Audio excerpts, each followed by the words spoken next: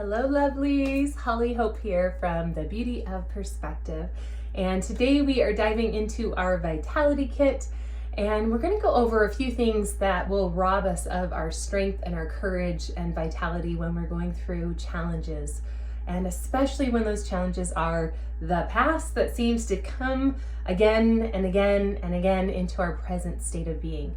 So the very first thing I wanted to share was a lot about how these negative impulses or emotional OCD can come and be a factor in our lives. So a negative impulse or emotional OCD, as I call it, is basically when we feel an emotion over and over and over and over and over and over and over and over and over and over and over and over and over and over and over again, so that it becomes a regular staple in our everyday lives. And when it becomes so regular that it becomes more normal to feel the emotion than not, then we'll end up wanting to and expecting to feel that emotion. Now, a lot of times this comes up because you'll be having an amazing day, feel on top of the world, very successful as far as evidence around you will show you. However, out of nowhere, there's this huge wave of emotion, let's say insecurity, and the insecurity activates. And suddenly you'll start to feel insecure but not have a reason or a trigger, because the negative impulses don't have a reason or a trigger. There's no rhyme to them. There's no system to it. It's not a cause and effect based. It's more emotion based. So out of nowhere, an emotion rises up like insecurity. And even though your day was wonderful, suddenly you start to scrutinize it and wonder if you did enough. You suddenly start to feel like, nothing I do ever seems to be good enough. Regardless of if other people around you are saying, oh my gosh, that was the best ever, and I love how you showed up today, and I loved how you helped out today. No matter what is said, it creates this emotion of insecurity. Now, what our brains like to do is we don't like to feel an emotion and not have a reason to feel it. So what we do is we start to think about the past and about all the times when we thought something was good enough and it wasn't good enough, and how we messed up here and we messed up there in the past. And even though today, in this moment, was wonderful, we have all these times of the past where it wasn't. So then that emotion that came up suddenly feels justified. Or we go into the future and we think about all the future scenarios of how we're going to feel insecure. Like, this day was really good and I showed up really well with work or life or my passion, mission, people. But in the past, I haven't, so therefore in the future, it's going to be worse. So rather than celebrating how good we did today, we're thinking about the future and how this new upgrade or this new higher level of our showing up in the world is going to be expected all the time. And so we should start feeling insecure, even though we feel really empowered and really well about what's coming. So it's a negative impulse because the emotion doesn't have a reason for why you're feeling it today. So the first question to ask is, okay, had a good day, suddenly this wave of this negative emotion like insecurity or depression or anger or feeling lonely comes in and you start to feel it. Ask yourself, did something just happen in this moment to cause me to feel this emotion? Or did I just time travel to the past or to the future? Now, I say time travel because a lot of us, energetically speaking and emotionally speaking, have the ability to jump on little timelines of the past and go back to old scenarios, or jump on little timelines of the future, which hasn't even happened yet and is always changing, and go to all the different scenarios that could happen. And if you ask yourself, I'm feeling this emotion, is it from something that happened today? And it isn't, then I recommend you identify it for what it is. Oh, I must be feeling emotional OCD because I'm just used to feeling this, and to not feel it feels like there's a void or something's wrong. If it is something that happened in this moment today, it does need to be looked at. And the way we look at it is we ask ourselves, well, what needs to change? Is it myself? Meaning, do I need a snack and a nap? Do I need a timeout? Am I just tired and hungry and not getting my needs met? Is it my perspective? Do I need a minute to also take a time out and go hug a tree? Or do I need to reshift my perspective? Am I following old patterns and old thoughts? And in this new interaction, I carried the past with me into the future. Is it my environment? Is maybe it too hot or too cold or too loud, or someone's chewing too loud, or a TV's on in the other room and it's not a show I want to watch and I don't want to hear it? whatever it is there something in my environment that needs to change? The next thing that can change is the people in the environment.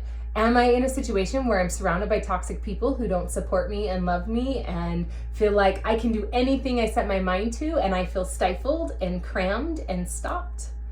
Is it something that I'm needing to ask for? Is there something I need and I'm not speaking up? Is that what needs to change? Is I need to ask for something and have it received and have that action followed through? So if you're unable to identify that something needs to change out of those lists of categories, then it's probably a negative impulse. Because when a negative emotion comes up, it comes up to illustrate to us what needs to change.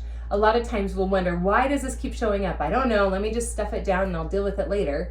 But the truth is that it's coming up again and again because whatever needs to change hasn't changed. So as soon as a negative emotion comes up, that's the indicator that it's time to assess what we can change and to change something. Now, one of the big stickers that we kind of get stuck in is when we go to see what to change, we just decide that we don't know. Well, I don't really know what to change. It has to do with another person and there's nothing I can do about it. Well, that's not always true. We can choose to not be around that person. We can remove ourselves. So that would be a positive change. But sometimes we don't change anything because we're unsure of what the right change would be, because we fear this emotion coming back. And I have to make sure it's the right one, and I have to make sure it's in alignment, and I have to make sure that it's gonna give me what I want. Otherwise, I'm not gonna bother doing it. But that's just not true either, because then we hold on to the emotion and we just get more and we get more, and then the emotion is driving us rather than our logical mind that says, oh, here's the emotion, here's the situation, here's what needs to change, and we let it go. Now, if you change anything, the emotion will go away. Poof. And then you'll feel that sense of freedom again, and maybe even a little displaced because you're used to being stuck in the cycle of the emotion, like insecurity in this case. So if in my insecurity, I'm around somebody who makes me feel bad about myself, I can assert my boundary and say, hey, if you're gonna talk to me like I'm an unintelligent person and you're gonna belittle me, I'm not gonna talk to you or be around you. And if they continue, then you can step away. Now, at the first boundary setting, that emotion will go away. And if they continue, a new emotion of insecurity will come. And that's when you know it's time to step away from that person. And you'll notice the emotion go away. Now, if you're all alone and it comes up again, then say, okay, well, there's not another person here. Is it my environment? No, okay, it's probably me. I probably need to change something. So what am I feeling insecure about? Well, I'm feeling insecure because I'm going into this meeting and I'm really stressed out that I'm not prepared. Well, what can change? I can make sure that my mind is clear so I can go sit by a tree for 10 minutes, have that grounding, have that centeredness, and go try. Or maybe what needs to change is I need to just do the action and get ready for the meeting, and then I'll feel much more secure knowing that I prepared and I can ground myself before going into presenting it. Either way, the emotion will leave.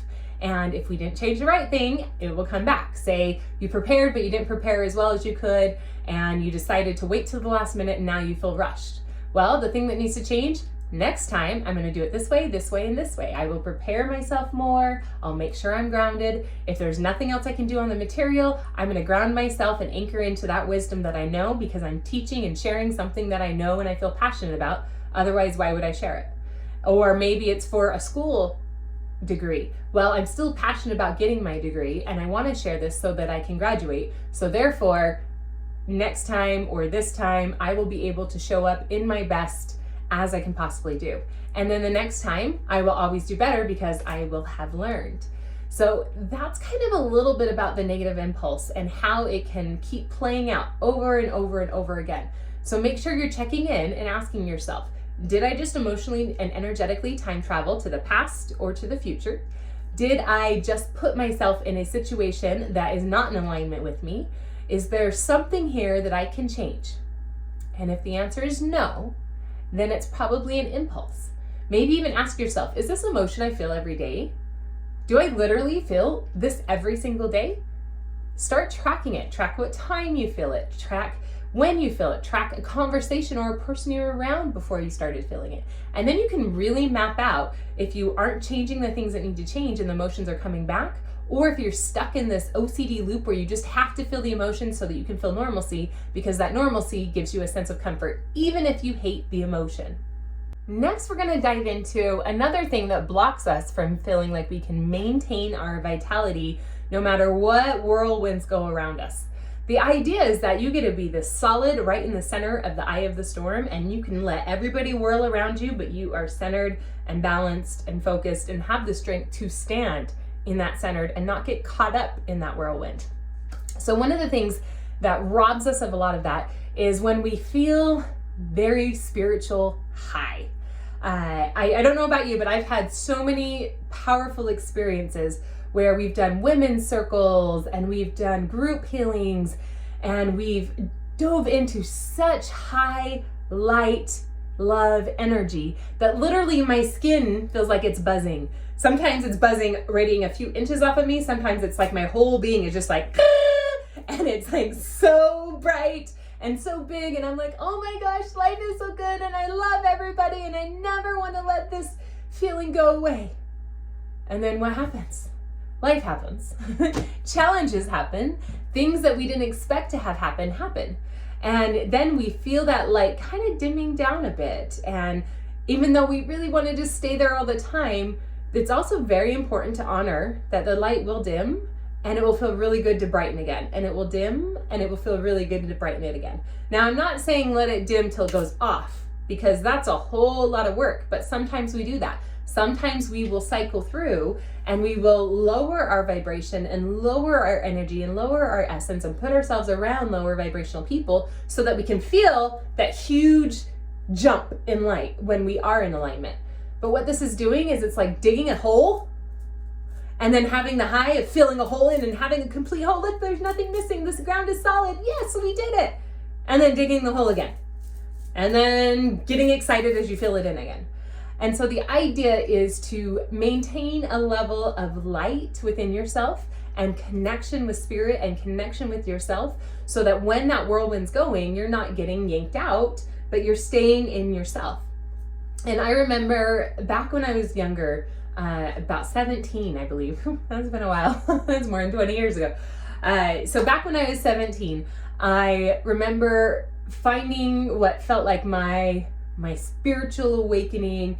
I dove into religion and it was on fire. I was lit with life. I felt loved from God. I felt so much approval from other people. I had all the badges that said I was spiritual, I was worthy, and it felt amazing because I had been in such a dark place after my violent, abusive relationships, that to have this place of safety and everyone talking about God and angels and spirits and life and living a high vibrational life, that it was a high.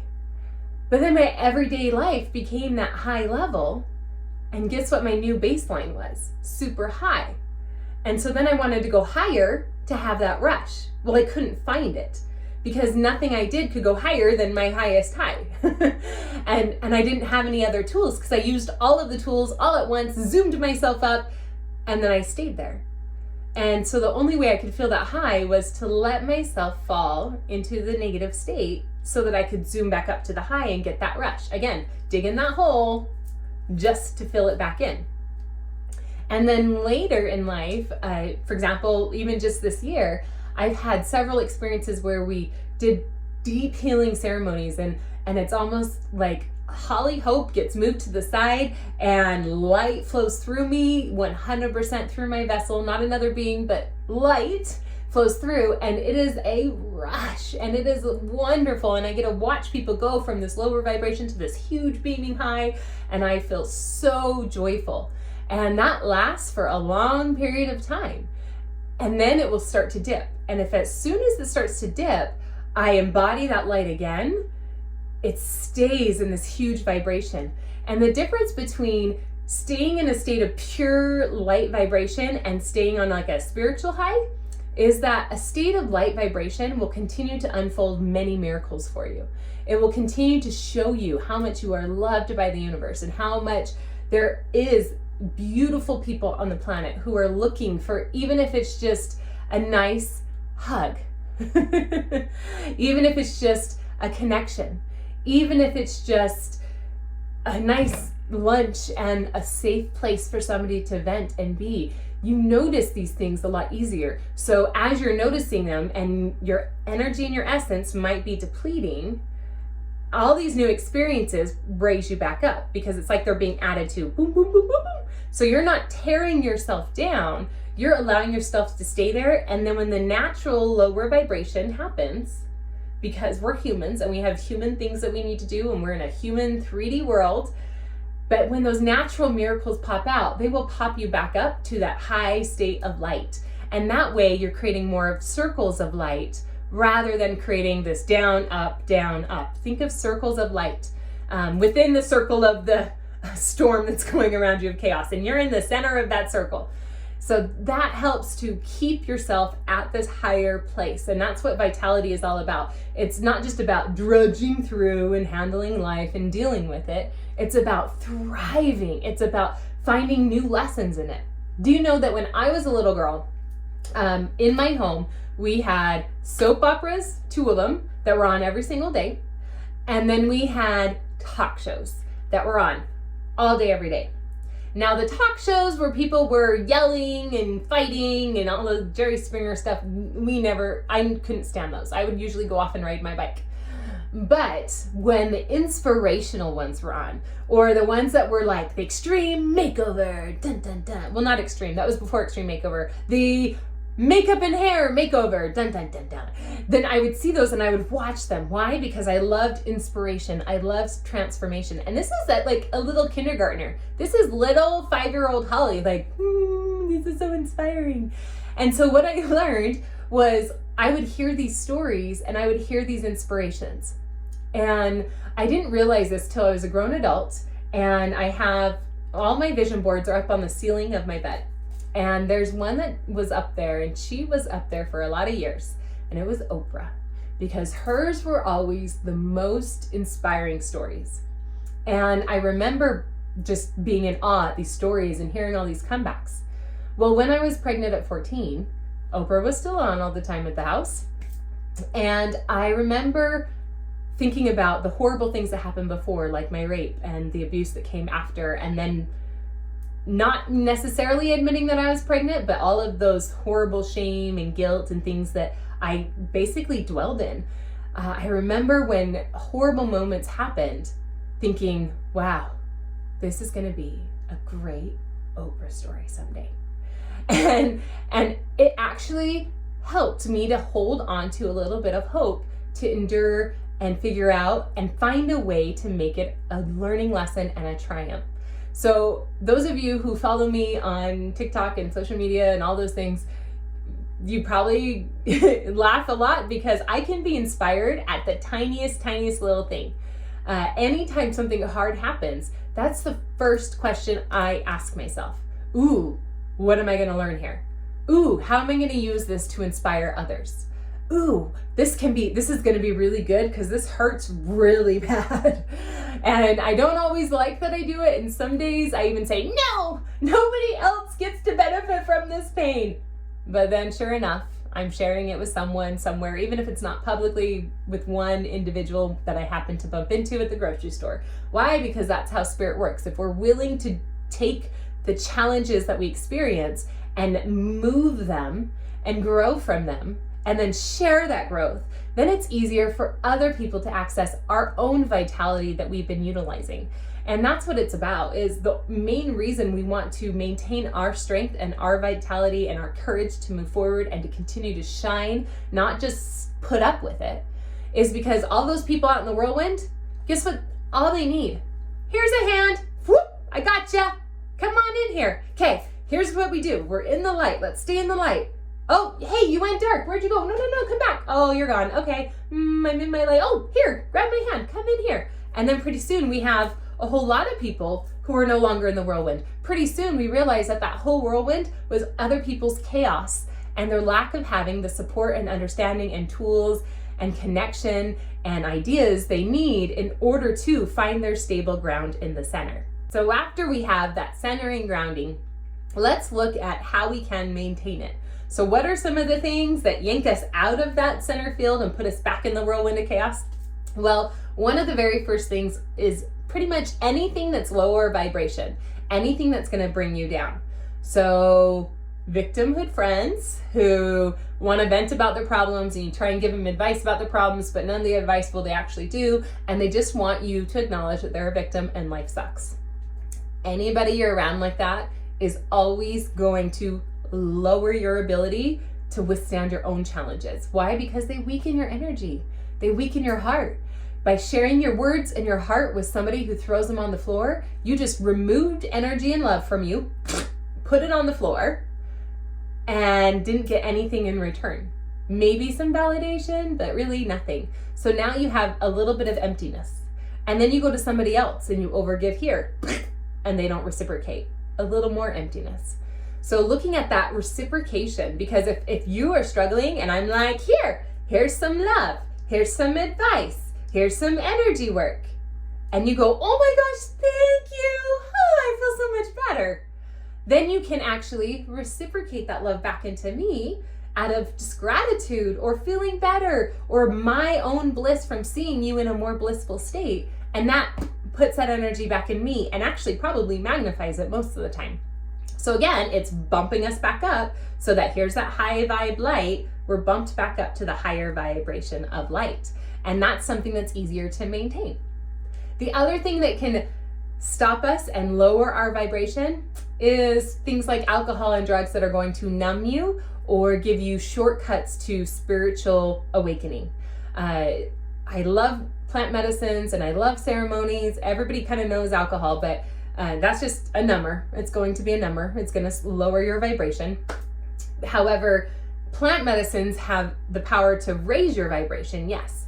But oftentimes, and this is something that a lot of people have different opinions on, this is just my opinion, so I'm just going to share it because I notice for me personally that some plant medicines actually do lower my vibration. So sometimes you can go and journey and have these plant experiences, and let's say your normal is pretty lit. You're pretty high up there on the light scale.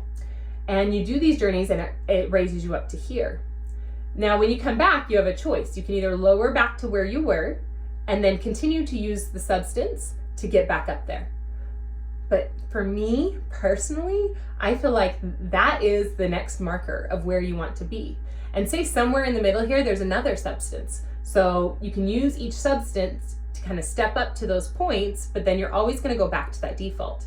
And the way I understand plant medicine is you're going to use the medicines to step and learn how to connect what's possible, and then you raise above it.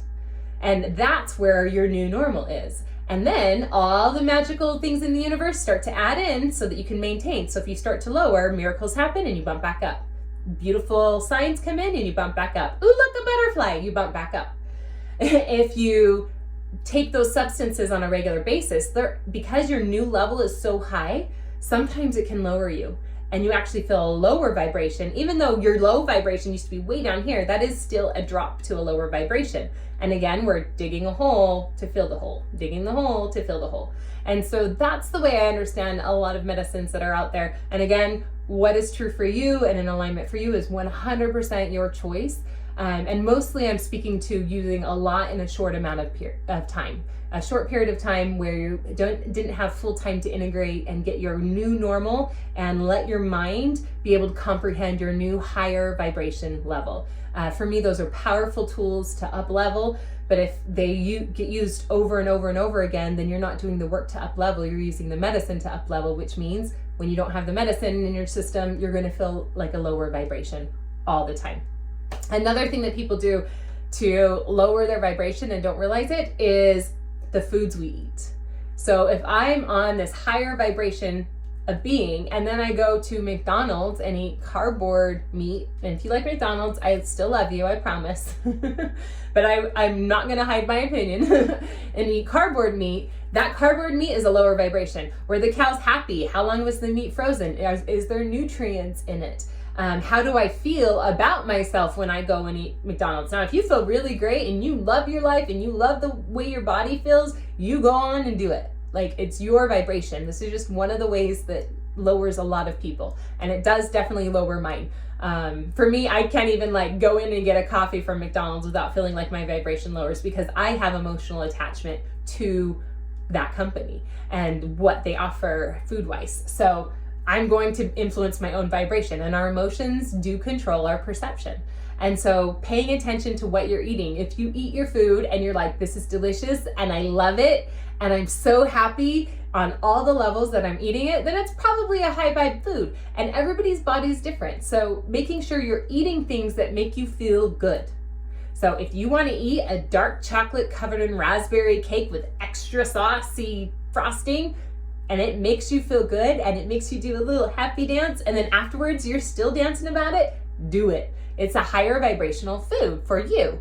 Now, if you eat it and then you feel guilt and shame and you regret it, then it's lowering your vibration. So paying attention to how you feel about the foods you eat.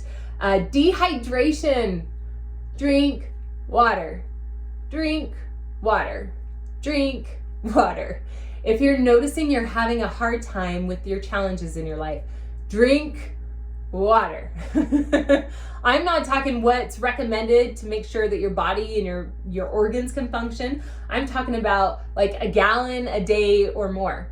The more water you move through your body, the more your body is able to flush out energies and emotion. Water is a conductor. It's going to carry anything you tell it to through your body. So if emotions are rising and you're drinking a lot of water, guess what? That water is going to absorb those emotions. And guess what? When you pee it out, it's going to go out of your body. And then you can say, and I know this is weird, maybe not to you, but to some people, every time I pee, I'm like, release anything I'm holding that doesn't serve me. And so if you hear me singing in the bathroom while I tinkle, that's why.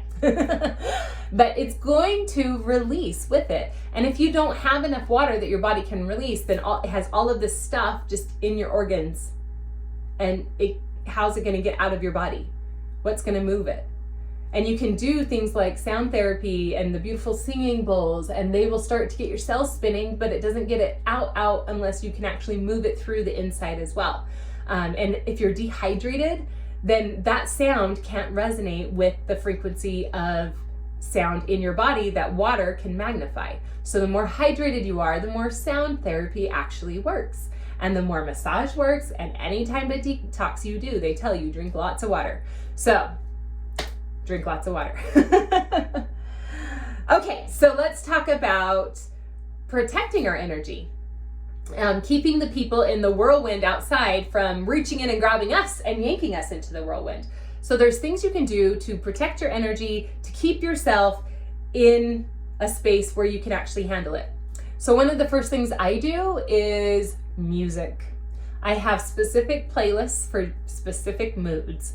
Some of them are Wild Woman, and it's very primal, and it's very awakening and ancestors, and we're gonna run in the woods. And one of my favorite songs is my mother's savage daughter who loves to run barefoot, cursing sharp stones.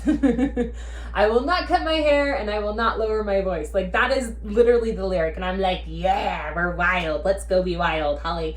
And I play that one. I have others that are mantras. I have others that are just classical music and there's no lyrics, so that I don't have to have anybody's voice influencing anything.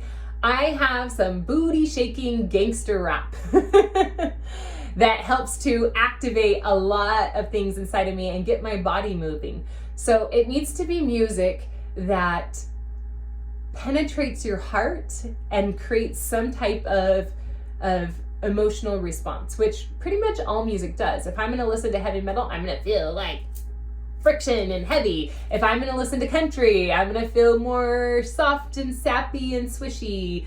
If I'm going to listen to, pop music, I'm going to feel bubbly and catchy, but probably talk about weird things that I don't even understand in a lot of the music today. Like, I don't even know what that means, but I like the catchy phrase and how simple it is and superficial and on the surface it is, because I don't feel like going deep today.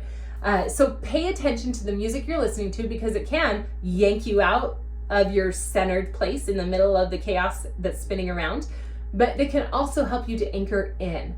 And I even had somebody once, we were at a retreat in Sedona and I was making drums and she was in my car and we were driving over to a vortex and we were going to do a hike, and automatically music started playing and she's like, is this why you're so guru because you listen to this all day? And I was like, I never thought of that. But yeah, probably. Because, I don't know that a song talking about cheating men and how great my ass is going to make me feel like I'm in the right soulful mindset to ask to invoke animal medicine with drums. So yeah, I guess so. And so it's just like the shows we watch. If you're watching something where everybody's always getting hurt and cheated on, and everybody's always falling short, and women are less than, and here's a bunch of violence, it's going to affect your ability to stay in that center and not get stuck in the chaos. I quit watching the news, I don't remember how many years ago, it's been over a decade. And I figure if there's something really important, people will tell me. I will see it on social media. People talk about the big things. And so if I'm in danger and there's something big, I will find out about it. And once I started doing that, I noticed my anxiety level went so down because I would hear all these stories and think of all these scenarios that I could do nothing about. So that's something to pay attention to, is what is influencing you? What are you letting in? Are you choosing high vibe? Because you can just choose the negative out, but if you don't put anything positive in, then you're neutral. And we're trying to raise up as high as we can so that we're strong and in the center, and we can be that tower of light that other people can reach to if they need to. The other thing I love is when you're around people, you can actually add to your light. Why? Because if you're around supportive people, who will hear all of your crazy dreams and ideas and just listen. Not try and fix you, not try and tell you what to do, but supportive, wonderful, loving people. Now, if you feel like those people don't exist in your life, then we need to have a conversation, because they are literally everywhere in my world, everywhere I bump into somebody. So they're there. If you're not seeing them, then that means you're still expecting the victim friends, not the high vibrational friends who won't try and fix you. Or maybe you are that friend trying to fix everybody, and that's why. Another thing that will add to your vibration is adding more water, which I said. Also keeping a little bowl of Himalayan salt. So the pink healthy salt, not the one that's been stripped out of all its nutrients and vibration, but not the iodized salt, but pink salt. A little bit of pink salt throughout your day, and just put a little on your tongue and drink some water. What this will do is it helps to diffuse other energies that you may be feeling, even if you're not interacting with other people. If you are emotionally and energetically sensitive, or like an empath, you're going to feel what your next door neighbor might be feeling, or what the people in the community are going through. And so having that little bit of salt is like putting a little bit of protection inside. Think of it, the witches of old, they always did a circle of salt, right? And that's your protection. We've all seen Hocus Pocus. The demons can't come in if you have a circle of salt. So putting a little salt on your tongue is going to help with that. Another thing that will help is honey. Have honey out. I have a little jar and a little cute honeycomb dipper thingy, and throughout the day I'll just come and I'll just get a little teaspoon of honey. It makes the medicine go down. It also helps the challenges be easy, because it reminds us of the soothing sweetness of life. Honey is like an instant perspective shift. If you have something sweet and delicious, it ignites all these chemicals in your brain of pleasure and joy. And honey's usually okay on most people's eating plans if you are restricted on your diet. If you can't do honey, we have honey drops that came in our abundance kit, and we still have a few of those. Honey drops will do the same thing. It's just a smaller amount so that you're not adding up those sugars. If honey's still not an option, you can also do a fruit, if fruit is in your diet, but finding something sweet and delicious that you can just savor. And it doesn't have to be a lot. It's mostly about tasting it and being reminded of the sweetness and beauty of life. Another thing that will help is to journal. If you feel like you are being over challenged and you're not sure what to do, take a moment, whip out your journal, and write out what you're struggling with. And literally ask a question to your angels and your guides. So for example, I'm so mad because no matter what I do, this situation still happens. Then you ask, what can I do about the situation? How can I change this? Is it me? Is it somebody else? Is it my environment? Go through the list that I just shared with you. And then sit for a moment. You can put on some high vibration music and see what answers come. And then maybe try writing out possible answers. This is one thing I do a lot, and it's actually how I developed a lot of content, because it would be, here's the challenge that somebody's having. I don't have the answer. So Spirit, help me figure this out. What do you do when somebody's doing this? And then literally the next thing I write is, maybe they could try, and then I just write whatever ideas come. So you can write down multiple ideas. Well, maybe I could try this. Maybe I could try that. Maybe I could try this other thing. And you know what? The first few may be total garbage, and you may just laugh at how stupid they are. Maybe I can run away and join the circus, because that's always an option. We always have choice. But sometimes in journaling these out, we see that we have choice. So it makes it easier to stand in that center and let the chaos spin, because we know that we are still in control. The other thing I really want to emphasize with vitality is making sure you get play time. Play. Most of us don't know what that means or what that looks like, and that's okay. Playtime is extremely important, because all work and no play is an awful life. And even in my work, I have to remember to play. Like, yes, diving in deep and doing videos like this is part of my play. But I also need play where I'm not in charge of anybody. And so I get to add in and have those play where I am free to do whatever I want. Sometimes I'll play by drawing, and we'll talk about your grid in the other videos. And sometimes I will play by doing the things that we did as a little girl. So if you don't know how to play, ask yourself, when I had free time when I was young, what would I do?